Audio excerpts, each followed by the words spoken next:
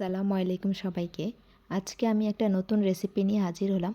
এখানে একটা চুলায় প্যান বসিয়ে দিলাম, তারপর পরিমাণ মতো একটু ঘি দিয়ে নিলাম। কিন্তু আপনাদের কাছে ঘি না থাকলে বাটার বা রান্নার তেল ব্যবহার করতে পারবেন।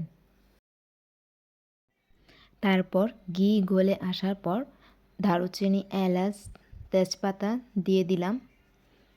তারপর হালকা একটু নেড়ে একটা পেঁয়াজ কুচি করে দিয়ে দিব। চুলার আঁচটা কমিয়ে পেঁয়াজগুলোকে হালকা বাদামি করে ভেজে নিব। যখন পেঁয়াজটা একটু নরম হয়ে আসবে তখন আমি একটু সামান্য পরিমাণে আদা রসুন বাটা দিয়ে দিয়েছি।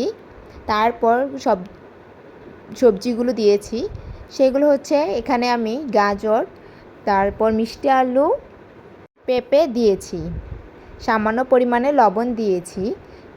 আপনাদের কাছে যে সবজিগুলো থাকবে সেইগুলো দিয়ে রান্না করতে পারবেন, সমস্যা নেই। তারপর সামান্য পরিমাণে পানি দিয়ে ঢাকনা দিয়ে দিব সিদ্ধ হওয়ার জন্য।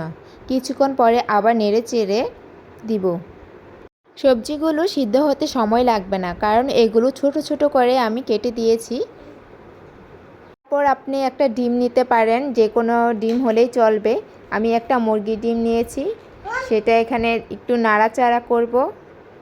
বেশি পরিমাণে ভাজবো না, যেন ডিমের গন্ধটা না থাকে সেরকম ভাজবো। তারপর পরিমাণ মতো চিড়া ধুয়ে ছেঁকে নিয়েছিলাম, সেগুলো এখন দিয়ে দিলাম। একটু কিছুক্ষণ নাড়তে হবে। এই তো শেষ হলো আমার চিড়ার রেসিপিটা। আমি টেস্ট করেছিলাম, অতটাও ভালো লাগেনি।